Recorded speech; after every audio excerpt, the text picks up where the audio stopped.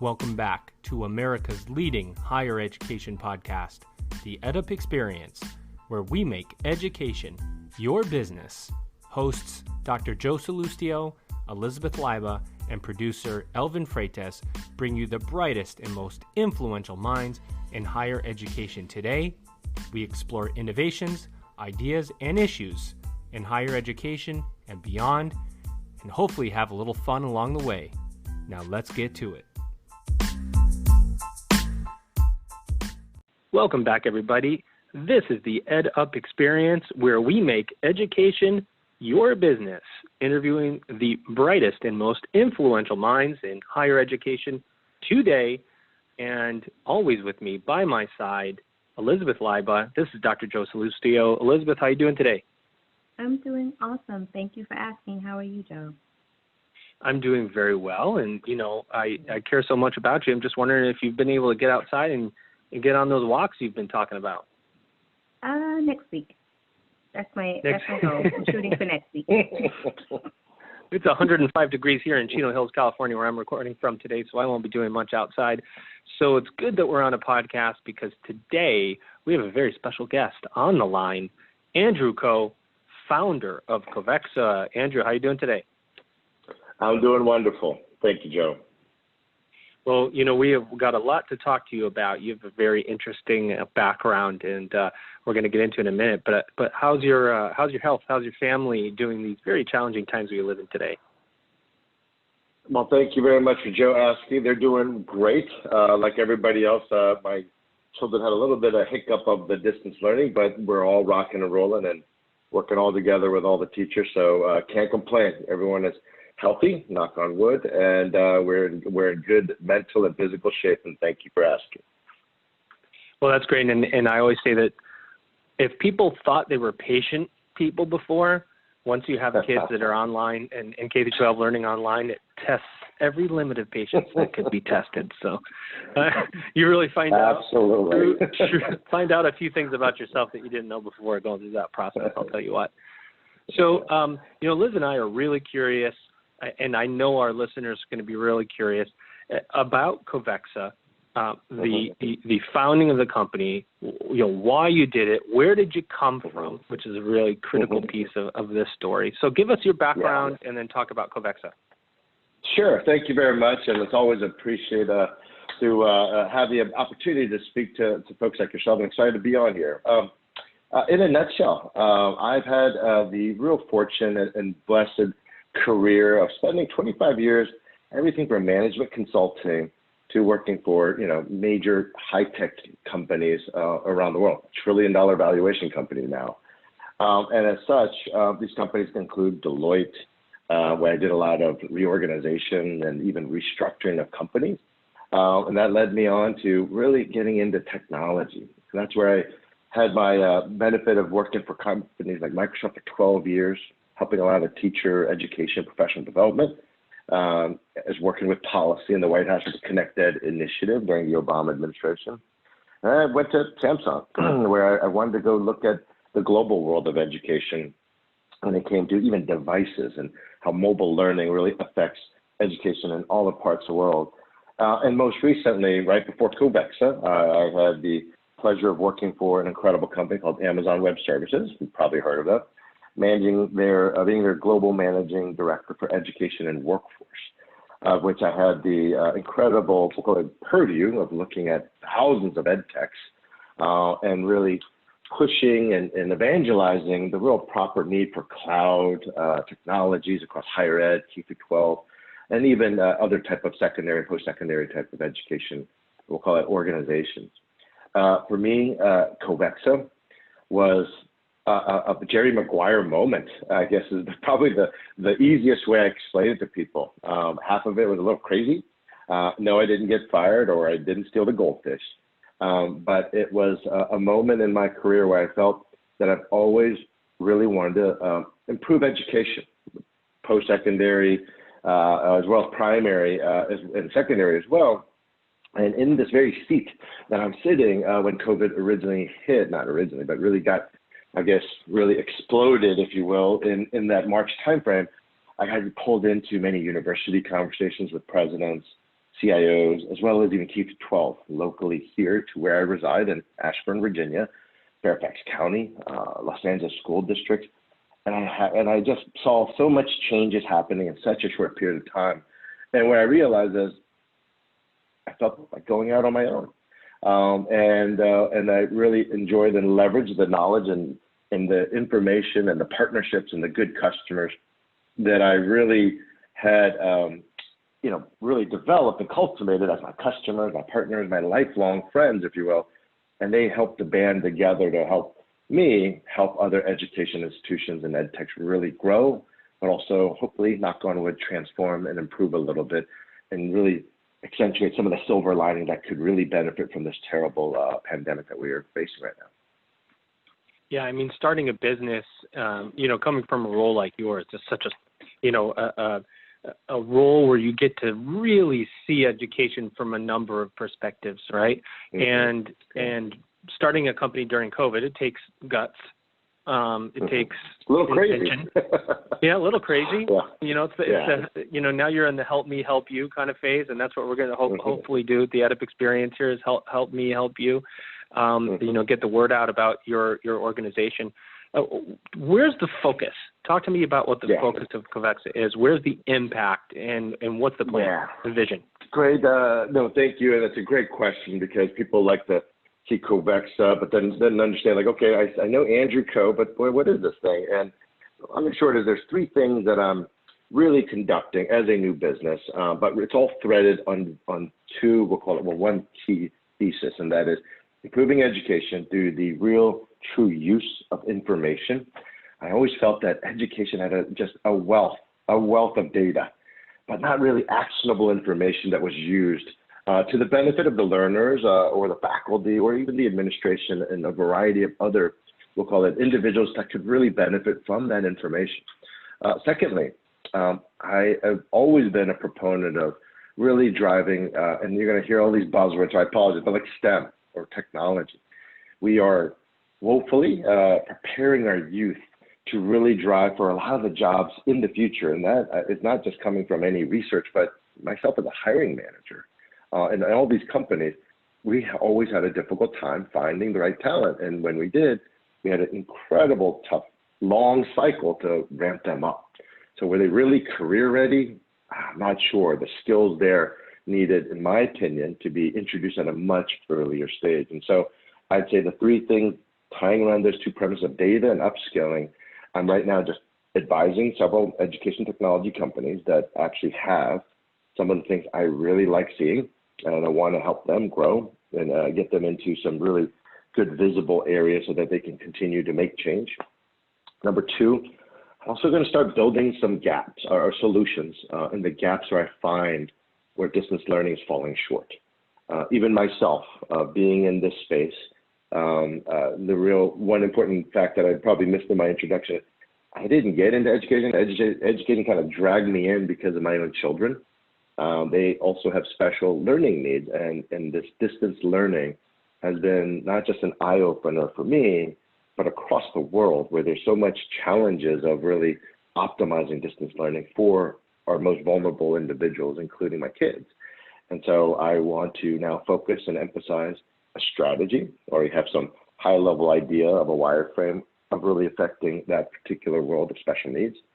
And thirdly, I've been approached by many investors, potential investments, but also even flirting with the idea of even growing my own venture capital fund around this thesis. So those last two are a little bit on its way. It's developing, but I'm in startup mode. So I get to now talk freely.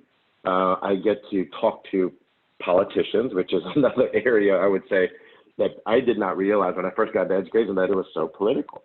And that's not even just in the U.S. I'm talking worldwide. I'm seeing very similar attributes of, I'll call it, challenges that can be opportunities to improve change. And again, going back where COVID is such a pervasive and profound impact that occurred around the world, where we literally had 1.9 billion students stop learning at the same time. And just think about that. Over 190 countries, 1.9 billion learners, and the schools with them pretty much shut down for a while. And now it's like a race to see who are who are fixing things and see who are really the innovators are now going to use this as an opportunity to transform. And that's kind of exciting to see. I also want to be a part of that. I hope that answers your question there. Yeah, it does. And you bring up more questions, which is, I think, the point of the podcast. So we get to do what we do. And Elizabeth, my co-host, is going to have a host of questions. I want to just ask one more to you. And hits really central. Let me do a little bit of a build-up here and then get your take. Higher education specifically has had its share of disruption. And I'm not talking technology disruption. I'm talking about public trust disruption, mounting debt disruption, value of a degree being questioned. Large, very, very wealthy organizations like Amazon, where you came from, Google, investing millions of dollars, Amazon specifically investing $700 million on training for their employees over the next 6 years to, get them skilled up. That's outside of higher education. And so there's been this, mounting question on, does higher education have a monopoly on skills, and how do we open those up? How does higher education move more quickly? What needs to happen at a K through 12 level to get people more prepared and understanding about education and how? And there's just lots of questions. You were really in such a high level position, looking at education at such a high level. What's your take? And this is a broad question, so take it in whatever direction you want. What's your take on post-secondary ed, higher education, its value, what needs to happen to make it more valuable, and so on? Yeah, it is a huge question, and this is the multi-billion-dollar question, because right now, I call it, I would summarize it by, there is a tectonic push that's happening between time-based learning, what we're accustomed to in K through 12, the way our funding model works. At the end of the day, it is, your learners' butts and seats and attendance that funds it. And there's other supplemental funding, but that's sort of primary drive. Degree-based and enrollment in post-secondary today, writ large, I'm being general. And then skills, where companies are demanding not just any one of those two, but saying, hey, I need a very explicit type of skill that I need to nurture, create, and to have fully employed. Those three things, from a primary, secondary, post-secondary, and the corporate world, are all in sort of its battle, if you will, invisibly, but that's what's happening, because what's interesting about that overall is that students, parents are judging with their pocketbooks. And you're seeing a lot of individuals not go back to school to say, A, it's not worth it, right? So it debates the value and the cost of the degree. B, I'm just going to wait out and go online and get what I need in order to get a job. So some of them are, quite frankly, circumventing that whole degree process. Now, I'm not saying education and higher education will go away, but right now it is an incredible inflection point that definitely is occurring. And there will be winners and losers, unfortunately, especially in a market-driven, financially driven, we'll call it environment. We are unfortunately going to see some universities close down, that they already haven't been already. People don't always realize that many of these education systems, here's a couple facts, are already financially in challenging state even prior to COVID, right? Just look at the budget numbers. It's always been challenged. Number two, it's going to get worse next year. Why? Because of the budget, taxable in arrears. And I think the last time I checked NCES, for public institutions or post-secondary education, about 40% of them rely on state funding. Those fundings are in jeopardy because right now no one's paying taxes, but the economy, the absolute connected tie between economics or the economy and education and K through 12. And so I don't mean to spew on all the challenges, but I think these are important people to realize that they're all interrelated. And I'll try to get to some quick, we'll call it high-level answers, and then maybe some tactical things that people can do. But let's talk about even K-12.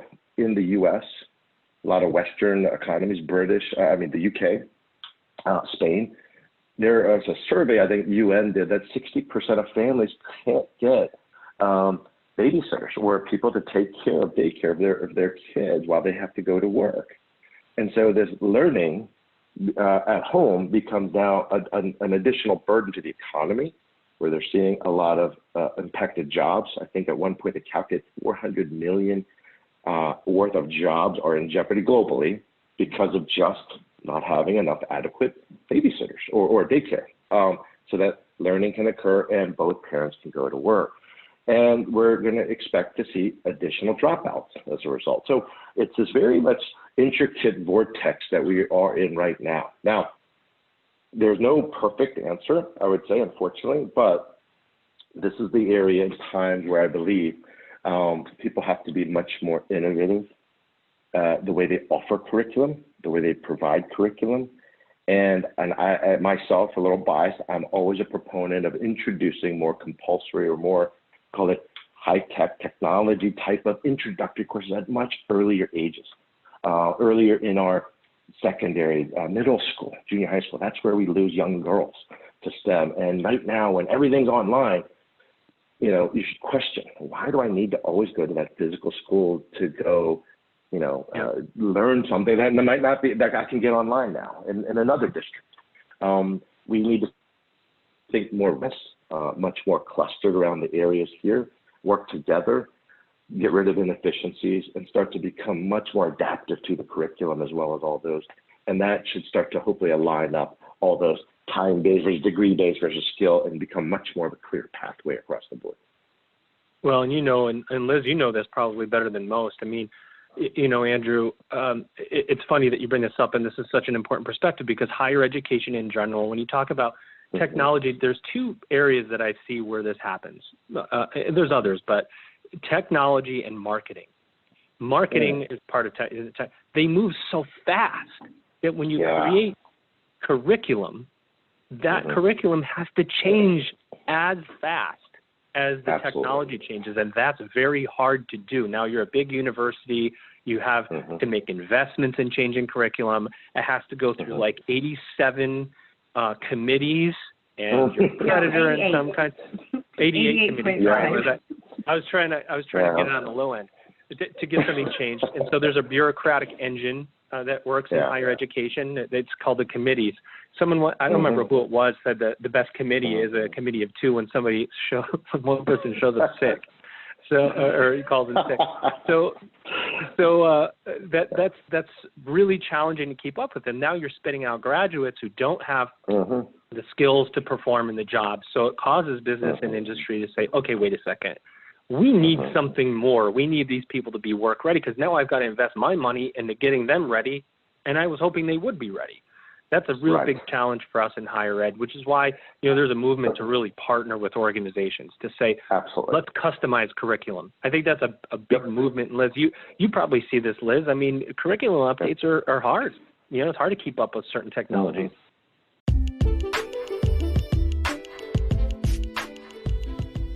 Hey everyone, this is Joe, just reminding you to check out our website at www.edupexperience.com, where you can find and explore all of the content that we've released under the EdUP Experience brand, including multiple podcast series, EdUP Elites, EdUP Embedded, and EdUP Experts. You can also suggest topics or guests for our podcast. Then head over to YouTube, check out our channel, The EdUP Experience, and you're going to find that my amazing co-host, Elizabeth Leiba, has started a new web series called EdUP Unplugged, where she talks about racism in America with special guests coming on that web series. We've got a lot going on at The EdUP Experience. Again, check out our website at www.edupexperience.com. Now let's get back to our guest.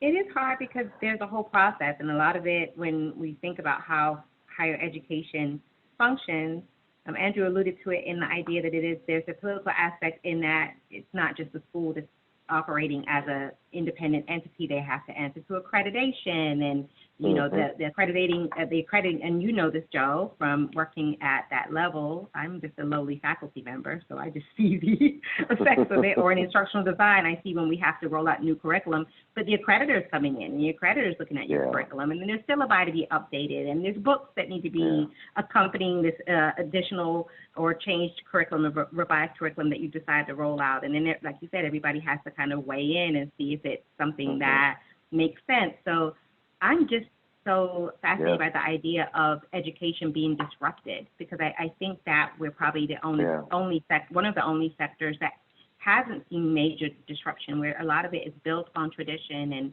us kind of maintaining certain level of just being very, I almost want to say complacent. We don't want to change. We don't want to pivot quickly. I don't want to disregard what happened in the wake of COVID, because in the wake of COVID, a lot of institutions did pivot very quickly to the online or to the remote or whatever they were doing. But Andrew, how do we get schools to reimagine how they think in terms of being more innovative, in terms of incorporating technology, in terms of being able to kind of forego some of these traditional methods of changing how they deliver and being a little bit more agile? Do you have any tips or strategies for that, or what do you think is the? Well, I would say I look at what's working in addition to and why, and let me even take a step back, because there's so much there, and there's really chock full of good things that I think are kind of important, at least in my opinion. Number one, going back to the curriculum, Joe and Elizabeth, you hit it right on the head. I literally tried to introduce an organization that offers a tremendous amount of curriculum, the ones that are certification driven, that employers like on Amazon want. And I kid you not, one of the institutes, it takes 2 years to change that. And my jaw dropped, across the Zoom, 2 years. Literally, they said 2 years. And I said, well, I just want to be very, very clear. Couple things. Number one, learning is no longer just post-secondary. Learning is now this K to gray is like, I guess, the new term. I'm learning all these new lingos as well. I myself had to learn about robotics. And my degree, which was a long time ago, was in accounting. So I had to learn about robotics. Why? Because at that time, now it's public, but Amazon was releasing something called robotics as a service. Think about that. So that's the kind of stuff I'm being asked to learn. And I go look around, there's no community colleges, not even vocational tech has it. And when it takes 2 years, my comment to them was, you've got to also realize technology, to Joe's point, changes in months now. There are no more annual big releases of products, like the whole Windows era. Remember, there's a new Windows or a new iPhone. Hardware maybe, but technology, because of cloud, it is happening in months time frame, months. And so how does curriculum, if it takes 2 years, keep up with something that is so ever changing within months? And I would say the biggest challenge, even I would say, and by the way, I used to be on the State Board of Education. I was an appointee. Know some of the policy, not all in higher ed, but the comment I got back from this individual was, well, we don't have the faculty to go do that. And my retort to that was, actually, why do you need a faculty on your staff? There are plenty of people who can teach it online. Can you not just coordinate and either outsource it or work around the curriculum you have to embrace it and almost make a hybrid between your faculty and that? Because if everyone is trying to, the vicious cycle begins, if I'm trying to find a faculty member to learn all these things, do they want to stay there? They actually get recruited by one of these companies and hired away. So you probably broke that person's brain, Andrew. You probably broke their brain talking like that. They sort of they start sweating on their brow and go. Well, and I'm not trying to break and debate faculty and all that, not at all. But right now, that is the demand. The demand is there. There is actually a shortage of certain type of skills out there around the world. Almost, I think, 18 million cloud jobs that were available a couple of years ago. That's before COVID, and now cloud just going to only increase. It's not going to decrease. And so why are we not preparing for what the demands are going to be right now and the future versus focusing on a lot of the things that may or may not be as important? I'll kind of leave it there. To answer your question about technology, Elizabeth, data, information. We are right now all struggling. Workforce, speaking to one of the governor's workforce advisors, 40% of unemployed were individuals that worked in hospitality or restaurants and food service industry. Now, I'm not going to say that every single one of them are going to be a developer or architect, but there are a whole tectonic shift of even jobs like marketing. even marketing. There's no more trade shows anymore, but now everyone's now learning how to do digital marketing. So the technology doesn't always have to be about coding. So I want to demystify that. But business now is going to drive around even the digital world. And that, you know, again, I'm going to throw another big word out, the fourth industrial revolution. We're in the middle of it. And sometimes I cringe when people go, yeah, 21st century learning. I'm like, let me just tell you all, we're in the third decade of that century we keep on talking about. So let's actually act like we're going to really understand the world that we're going to live in, and data is the new currency. And we need to appreciate it. We need not to fear it, of privacy and security. We need to have it secure and private. But some people fear it so much, the use of it, that it's going to be to our disadvantage. Data is the new currency. I like that. That's interesting.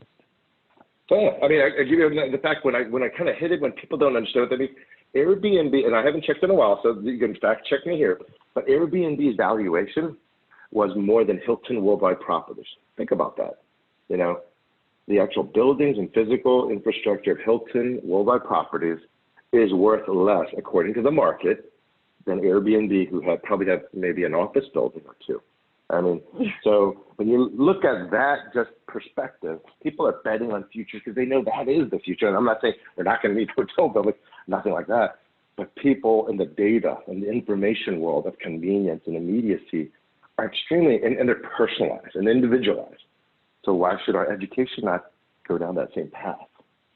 What can schools do, though, if they want to make those practical connections and develop those partnerships? Like, what would you say in terms of advice that you would give to institutions that want to do that?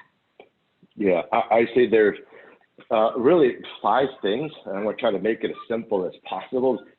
People, process, pedagogies, and products. And there's actually even, I'll call it legislation, but I haven't found the fancy P word to title it around the legislation work there. The people.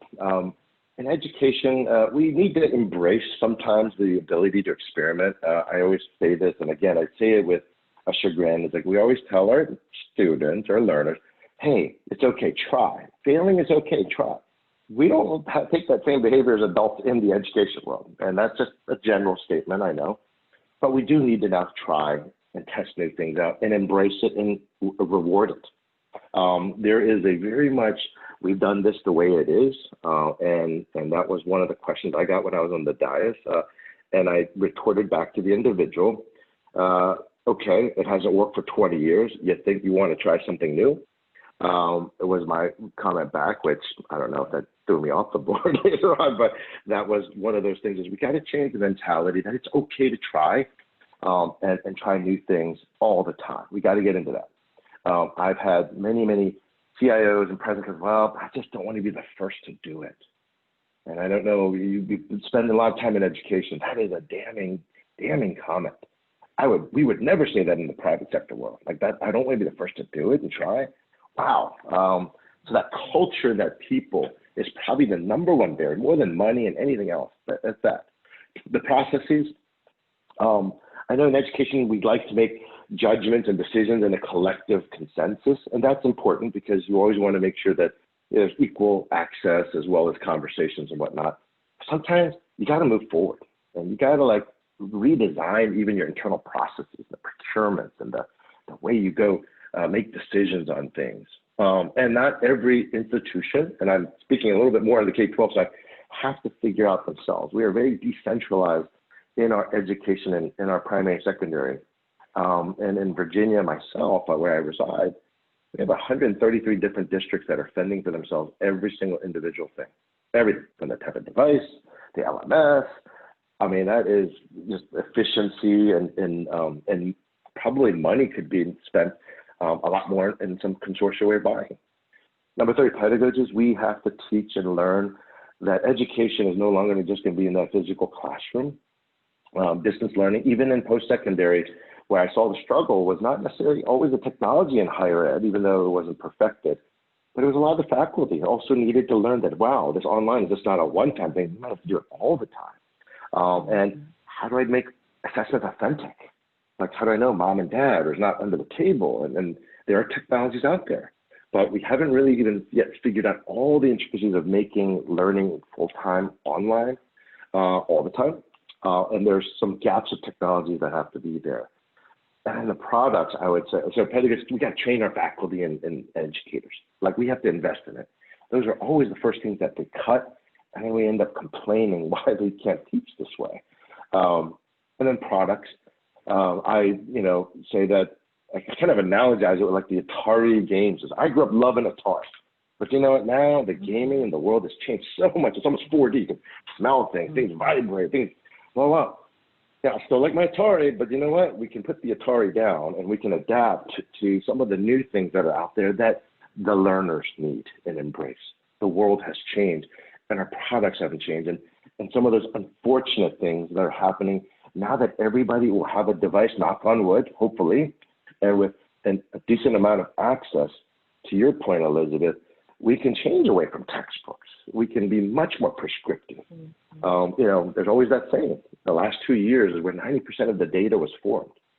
There's going to be new entrants of new technologies, 5G, all these IoT, edge computing. These are all around the corner, and we will continuously fall further and further behind in making sure that our technologies are resilient, agile, but also secure. If you've just seen the recent news of all the ransomware that's happening, there's a lot of bad actors out there that are taking advantage of a lot of the rush, that we have had to really create a resilient enterprise-grade IT system in 5 months.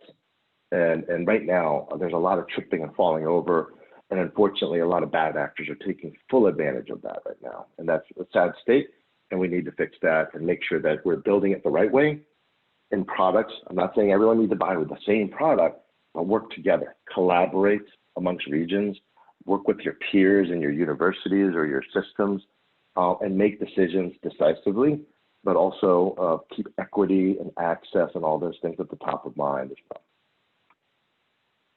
Absolutely. And I think you spoke to so many really salient points and areas of concern and things that universities, colleges and universities, and also those of us that are parents know in K through 12 really needs to be addressed and really thought through in logistics and planning and just incorporating technology and being more responsive to our students' accessibility. There's so much that needs to be unpacked there. When you alluded to earlier this idea of consulting with a college and them telling you just the lengthy process and just all the hoops that need to be jumped through, when you go into a K through 12 system, or if you go into a college or university, you're consulting with them and guiding them, what does that process look like? If the college is wanting to reach out to you and they're trying to kind of navigate how you're going to be able to enhance their process, what would you say that would look like as opposed to what they're currently doing? Because the business as usual, we know it's not working. So how are you able to enhance that process? Well, often it's sort of they have right now. Number one, I first will say I feel for all the individuals who are in education. It is a tough time for everybody, down to the bus driver, to the president, provost, the board members. I usually get pulled in when there's always a problem. And recently it's been around a lot of ransomware that's been happening. Now, I myself am not an expertise in cybersecurity ransomware, but again, even my whole Kovexa is that it's not about me, but it's like who I know that I can definitely draw in and get some really, really scary smart people who can go in there and not, I don't know how much they could save and help them when the situation's already passed, but let's make sure that it doesn't happen again, because it is often that it does happen more than once. I would say there's those type of situations. Are you ready, and have you thought through all the areas that you need to just maintain an online state? And I just mentioned a few so that I introduce other concepts of the one that I just mentioned before was even around the authentic proctoring or AI proctoring. People didn't realize that. How am I going to get my assessments? How am I going to do that? Number two, how are they measuring student engagement in a digital world? This is probably the biggest one that many of them still don't understand how they will, not just for assessments, but how are they feeling and what's the social, emotional challenges that the students are facing. It's really difficult to measure all that in this particular state. And so that's where then we'll provide some recommendations of certain types of companies and technologies that actually could do certain things in order to understand and measure those with certain level of efficacy and accuracy to get a pulse. It won't be perfected, but get a pulse what's really happening out there outside of just logging in someone's time and use on a device, which unfortunately a lot of folks are just relying on very low common denominator ways of measuring engagement. Number two, sharing best practice, introducing them to other folks. There's a university president in one particular university in California, a good friend of mine, and they're trying to open back a hybrid, going back to school physically on the campus. How do they handle that? While there's no universal answer, but they're already talking to one another, I introduce them, hey, what about this idea that I just heard from this other university president or this particular provost who are handling it in certain situations? For example, I asked individuals, when we're going back to work, physically work, there's a lot of tracking and tracing applications. It's like a big thing. It's all on television. Why are we not doing that for education? And it's a massive concentration of individuals coming in there. Wouldn't you want to know if a third grader child had COVID before or their cousin had it? Self-reporting, I know it's not perfected, but even some of those small mechanisms to keep, we'll call it some level of assurance, not perfected, some level of safety. And it's not so much the students because of all the staff that come out, but even the faculty for their safety. It's important for us and responsible to look at it holistically across the board. And so often there's no one answer because there hasn't been a perfected solution. And I would I'll just dare to say that no one got it perfect right now. Nobody has it perfect. Absolutely. That's really wise advice. And I think what you hit the nail on the head in terms of something that higher education sometimes hasn't been as responsive to, which is the idea of collaboration, the idea of, hey, if you don't know, bring in somebody that does know. Everyone, we are a community here. And I think if nothing else, going through these times of COVID has really kind of brought us to a point where we really are waking up to the idea that we don't function very well if we just kind of stay in our own little narrow field of view and don't look outside to get expert advice from those that have more experience. So I'm still really happy and thrilled that you were able to share a lot of these insights with us today. Your advice and some of your high-level expertise in these areas in terms of technology and innovation and disruption are extremely valuable. So we know that your time is very, very valuable yourself, and we appreciate you taking this time out to join us and discuss some of these really important issues with us today. So we want to be cognitive and aware of your time and just ask you a couple last questions that maybe you can give us some additional insight on. The first question is what you see as the future of education, whether higher education or the K-12 system, and any last words that you want to share with us about Kovexa, what you guys are doing, and what people can know. Yeah, thank you for that. And it's always my pleasure. And I didn't want this to be like a grim reaper type of thing. I would just say I am confident we're going to come out of this much better than what we were before. I'm very confident because just knowing the resiliency of the leaders that we have there, we've all are caught off guard of this. And as long as we work together and be smart about things, I think we can come out even better. And that is my hope and part of my charter that I'd love to see. To your point, when it comes to, I forgot the question, was it when it comes to COVID, I'm sorry, Kovexa? Kovexa, yeah. Yeah, we're going to be definitely going down a path of now building. I'm a builder, and while I love the connections and helping, I would say my desire and passion is to accelerate that. And so I would say I'm definitely going to be creating new types of products and services and offerings. I would just say stay tuned. I'm looking for volunteers. And when I say the volunteers, talking about individuals in the education system who, understand that there are new technologies and just may not be well-versed to understand what's out there. We have some incredible clients that are willing to do some pilots just to showcase how you can do things, save money, and really protect and improve a learning environment. I have so many clients that I can't spew them out there, but definitely volunteers to just take a look at trying new things to help. I guarantee you they will. Where do I see education as future? I'm going to say something another time. I believe education is going to become a service. I believe at some point, it's no longer going to be about the borders. I think at some point, and I say some point, hopefully in my lifetime, I'd like to see a lot of the connectivities between true, we'll call it, and I hate to get in a buzzword, but these credentials that are connected to the actual core part of our education system and curriculum. We have yet to break through that. I see other countries doing it right now. I see them doing it right now. And we as a country here in the U.S., and I know that this is probably not just focused in the U.S., we got to wake up to it. The whole world stopped at the same time. And who's going to come out? The digital economy needs knowledge with people. And, artificial intelligence, quantum computing, 5G, these are all right there. And those are the type of jobs and those are the type of innovation and economy that will be pervasive. So we're in that inflection point. So I hope, and education plays such a vital role. I hope we do become some level of a service.